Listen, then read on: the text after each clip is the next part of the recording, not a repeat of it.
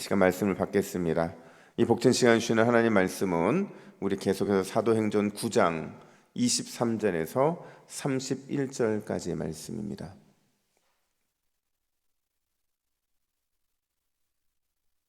신약성경 201면에 있는 사도행전 9장 23절에서 31절까지의 말씀, 어둠의 터널을 지나려면 이란 제목으로 오늘 말씀을 받습니다. 23절입니다. 여러 달이 지남에 유대인들이 사울 죽이기를 공모하더니 그 계교가 사울에게 알려지니라. 그들이 그를 죽이려고 밤낮으로 성문까지 지키거늘 그의 제자들이 밤에 사울을 광주리에 담아 성벽에서 달아내리니라.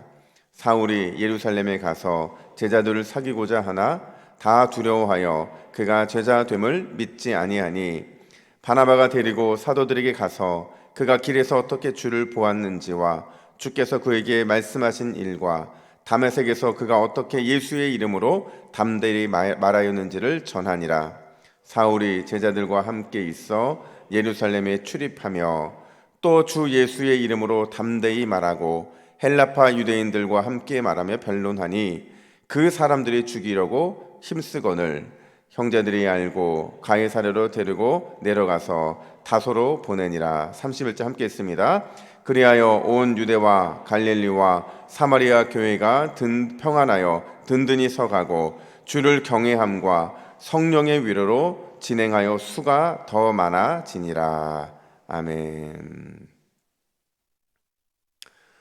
국내 오지 선교를 하는 이충성이라는 목사님이 계세요. 이 목사님이 전도의 인생을 걸라라는 책을 쓰셨는데 이 목사님의 책에 보면 간증이 참 많아요. 근데 그 간증 중에 하나가 뭐냐면 이렇게 교회에서 이제 본인이 설교를 하고 있는데 갑자기 한 분이 이렇게 처음 보는 분 같은데 이게 술을 약간 드시고서 교회에 들어오신 거예요.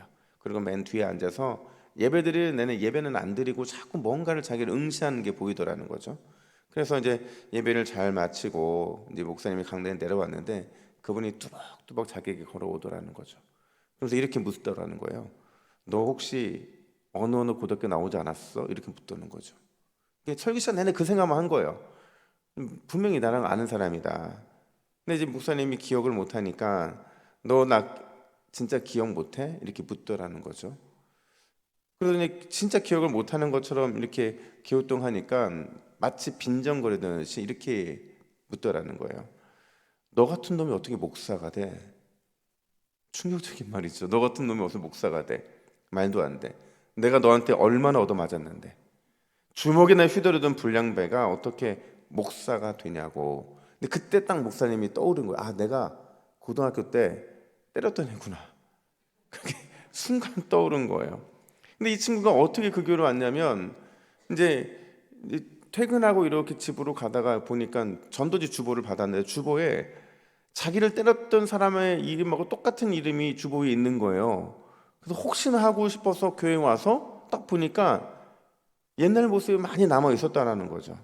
그러니까 자신이 때린 친구를 직접 확인하니까 이제 그 친구가 목사가 됐잖아요. 그러니까 따주고 싶었던 거예요. 그래서 어떻게 주먹을 휘두르는 불량배가 목사가 되냐고 따졌던 거죠. 근데 결국 이 목사님이요, 그 성도들 보는 앞에서 무릎을 꿇어요. 그리고 자신의 잘못에 대해서 용서를 구하면서 이렇게 말을 했다고 그래요. 야, 나도 몰랐다. 내가 목사가 될 줄을. 과거에 너를 때렸던 그 이충성도 내가 맞고 지금 무릎을 꿇은 이충성도 내가 맞다. 근데 어쩌냐? 우리 하나님이 그런 분인걸.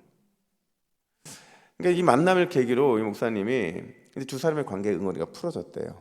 그리고 풀어진 응어리를 이 기초로 해서 예수님을 전해서 그 친구 역시도 예수를 믿게 되었다라는 거죠. 여러분, 오늘 본문을 보면 사울을 향한 두 개의 시선이 등장을 해요. 하나의 시선은 예루살렘에 남아 있었던 사도들의 시선이었고요. 또 하나의 시선은 유대 공동체의 시선이에요. 그러니까 바울이 평생 몸담았던 유대 공동체의 시선이었죠. 근데 공교롭게도 이 두 시선이 모두 다 부정적이었다는 거예요. 너무 부정적이었다는 거죠. 먼저 사도들의 부정적인 시선을 보면 우리 26절 말씀 볼까요? 사도들은 어떤 부정적인 시선을 갖고 있었느냐? 26절 함께 했습니다. 시작. 사울이 예루살렘에 가서 제자들을 사귀고자 하나 다 두려워하여 그가 제자됨을 믿지 아니하니. 그러니까 사도들은요, 사울의 과거 행적 때문에 그를 못 믿겠다는 거예요. 그가 진짜 변했는지, 진짜 새롭게 변했는지 도저히 믿을 수 없다는 거죠. 그렇다고 한다면 한마디로 사도들의 부정적인 시선은 의심이었다고 말할 수 있어요. 그의 변화에 대한 진정성이 의심되었다는 거죠. 그럼 유대 공동체 시선은 어땠느냐? 23절 보세요. 23절도 함께 읽습니다. 시작. 여러 날이 지나매 유대인들이 사울 죽이기를 공모하더니. 여러분, 지금 다메섹에 있었던 그 유대인들의 반응이었는데요. 그러니까 원래는 다메섹에 사울이 왜 갔어요?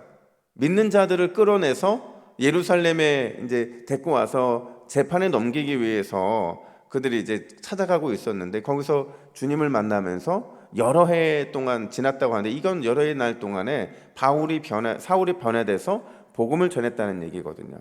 그러니까 지금 사울을 죽이려 공모하고 있는 거죠. 왜요? 배신감 때문에. 우리는 분명히 같은 목적으로 다메섹에 왔는데 사울 한 사람만 변화가 된 겁니다. 그래도 완전히 변화돼서 지금까지는 복음을 전하는 사람들을 핍박했던 사람이었는데 함께, 이제는 완전히 그 모습이 변화된 거예요. 그러니까 뭐 주기를 공모하는 것은 넘어서서 밤낮 성문을 빠져나가지 못하도록 지키고 있기까지 했던 거죠. 근데 이건 다메섹 유대인들만 그런 게 아니고요, 예루살렘에 있었던 유대 공동체도 마찬가지였어요. 그를 보낸 사람이 바로 예루살렘의 유대 공동체였잖아요. 어떤 여론이었느냐? 29절 하반절 보니까 헬라파 유대인들과 함께 말하며 변론하니 그 사람들이 죽이려고 힘쓸거늘. 마찬가지로 유대인들도 지금 막 죽이려고 힘쓰고 있는 거예요. 근데 그들이 누구냐? 헬라파 유대인들이었다 이렇게 말하고 있거든요. 그러면 헬라파 유대인들이 뭐 했던 사람이에요? 사울과 함께 스데반 집사를 죽였던 사람이잖아요. 살기가 등등해서 헬라파 유대인들이 사울과 하나가 되어서 스데반 집사를 죽였잖아요. 그랬던 그들이 한번 확인하고 싶었던 것 같아요. 사울이 진짜 변절했는지를 확인하려고 했는데, 말을 하면 할수록 자신들이 지금까지 알고 있던 사울이 아니었던 거예요. 가말리엘의 그 학파에서 배웠던 그 신학적인 전통은 다 사라지고 완전 딴 사람이 더 돌아왔던 거죠. 그러니까 죽이려고 했던 거예요. 그러니까 사울을 향한 유대 공동체의 전체의 시선은 역시 배신감이었다라는 거죠. 근데 오늘 본문을 보면 사울은 이 두 개의 시선과 그로 인한 어려움을 아주 기가 막히게 극복하고 있더라는 거예요. 어떻게 사울은 이 모든 어려움을 극복해낼 수 있었을까? 오늘 보면 두 가지를 보여주는데, 첫 번째로 사울이 모든 어려움을 극복할 수 있었던 이유는 믿음의 공동체 덕분이었다라는 거죠. 믿음의 공동체, 그러니까 교회의 공동체 덕분에 그는 모든 어려움을 이겨낼 수 있었다는 거예요. 25절을 보면 사울이 다메섹에서 탈출할 수 있도록 도와준 사람들이 나와요. 그가 누구냐? 그의 제자들이었다 이렇게 말을 해요. 그의 제자들이었다. 그러면 사울이 믿은 지 얼마나 됐다고 제자들이 생깁니까? 그러니까 여기 그의 제자들이라는 건 뭐냐면 그냥 그 사울의 변화 자체가 신기했던 사람들이에요. 그리고 그가 말하는 것들을 귀담아 듣고 그와 함께 여러 날을 보내다 보니까 그의 간증의 마음이 변화가 된 거예요. 아, 사울 같은 사람도 이렇게 변화될 수 있구나. 사울 같은 사람도 이렇게 완전히 달라질 수 있구나라는 것 때문에 어떤 믿음의 그룹들이 형성된 것 같아요. 그러니까 일종의 다메섹에 있는 교회 공동체가 사울 중심으로 이렇게 형성되었다는 거죠. 바로 그 제자 공동체의 지혜와 힘이 사울을 다메섹에서 탈출할 수 있게 만들었다는 거죠. 근데 이거는 단순히 다메섹에 있는 그의 제자들만 그런 게 아니고요, 탈출을 해서 예루살렘으로 옵니다. 근데 예루살렘 교회 공동체도 그에게 너무나 중요한 도움을 주는데, 그 중에서 누구냐면 위로자라고 불렸던 바나바예요. 바나바는 우리가 이미 한참 전에 했잖아요. 언제 등장을 해요? 자신의 재산을 모두 팔아서 그걸 이제 제자들 앞에 갖다 놓죠. 근데 바나바는 그 삶을 살아내고서는 갑자기 역사에 사라졌다가 오늘 본문에 또 등장을 하는 거거든요. 근데 그가 역사에 등장을 하지 않았지만 여전히 예루살렘 교회에서는 영향력 있는 지도자였던 것 같아요. 그래서 바나바는 사울과 사도들 사이의 중재 역할을 하는데 왜 이런 역할을 할 수밖에 없었냐면 27절 말씀 보세요. 27절 우리 함께 읽습니다. 시작. 바나바가 데리고 사도들에게 가서 그가 길에서 어떻게 주를 보았는지와 주께서 그에게 말씀하신 일과 다메섹에서 그가 어떻게 예수의 이름으로 담대히 말하였는지를 전하니라. 아멘.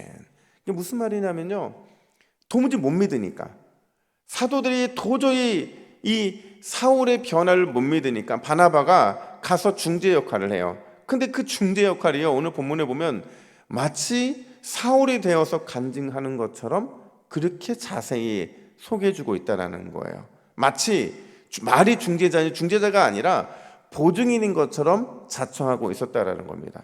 물론 그가 언제 어떻게 사울을 알았는지는 잘 몰라요. 어떻게 두 사람이 관계를 맺었는지는 정확하게 모르겠어요. 근데 중요한 건 뭐냐면 이 일로 인해서 그 두 사람이 공동체 안에서 베스트 프렌즈가 된다는 거예요. 베프가 된다는 거예요. 28절 보니까 지금 바나바 덕분에 사울의 제자들과 함께 있었다 이렇게 말을 해요. 또 30절 보니까 사울은 사도들을 향해서 사도들과 사울이 어떤 관계냐면 형제가 되었다 이렇게 말을 합니다. 다 누구 때문에 그렇다고요? 바나바 때문에. 그러니까 결국에는 이렇게 예루살렘 공동체 역시도 바울에게 사울에게 있어서 굉장히 중요한 영적인 디딤돌이 되고 있어요. 믿음의 외톨이였던 그를 받아들이고 그를 한 공동체의 멤버로 받아들이면서 그리고 공동체의 사랑을 느끼고 공동체로부터 하나됨의 응원을 경험하면서 사울은 진짜 강해지는 거예요. 내가 돌아가서 혹시 그 사람들에게 외면을 받지 않을까라는 두려움에 사로잡혔었지만 그 사로잡힌 마음들을 다 뛰어넘게 만들었다는 거죠. 여러분, 신앙생활은요 절대로 외톨이로 할 수가 없어요.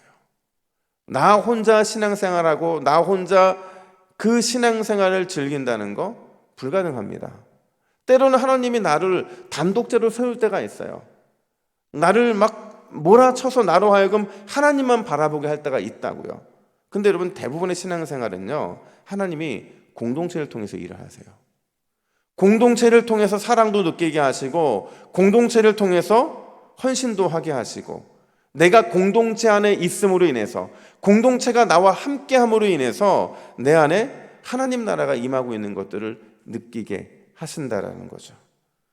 그렇다고 한다면 여러분, 우리는 이미 하나님께서 희노애락을 나누게 만드는 성숙한 영적인 공동체로 나아가고 있는 줄로 믿습니다. 그러니까 제가 지난 금요일도 말씀드렸잖아요. 동역자 의식이 왜 필요하냐면 공동체 안에서 우리가 공동체로 살아가기 때문에 그런 거예요. 그렇다고 한다면 우리는 이 공동체를 주신 하나님께 감사할 수 있어야 돼요. 우리 동부교회라고 하는 공동체를 주신 하나님께 감사해야만 된다는 거죠. 그리고 공동체의 성숙과 공동체를 위한 헌신이 날마다 우리의 삶에서 나타나야 된다는 거예요. 이게 성숙한 공동체의 모습입니다.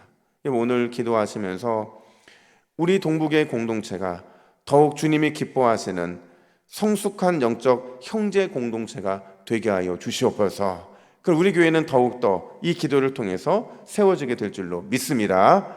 뿐만 아니라 두 번째로 사울이 모든 어려움을 극복할 수 있었던 이유는요 계획된 연단 때문이었다라는 거죠. 사실 오늘 본문 30절은요 다소로 그가 떠난 이후에 대한 행적이 언급되지 않습니다. 그러니까 오늘 본문에서 사울이 회심 이후의 이야기는 30절로 딱 끝이 난 거예요. 그가 또 언제 등장하느냐? 11장 후반부, 그러니까 24절까지 이때 등장을 한다는 거죠. 그러니까 거의 2장 정도가 그의 행적에 대해서 아무런 이야기도 하지 않는 침묵의 시간을 보내게 된다는 거예요.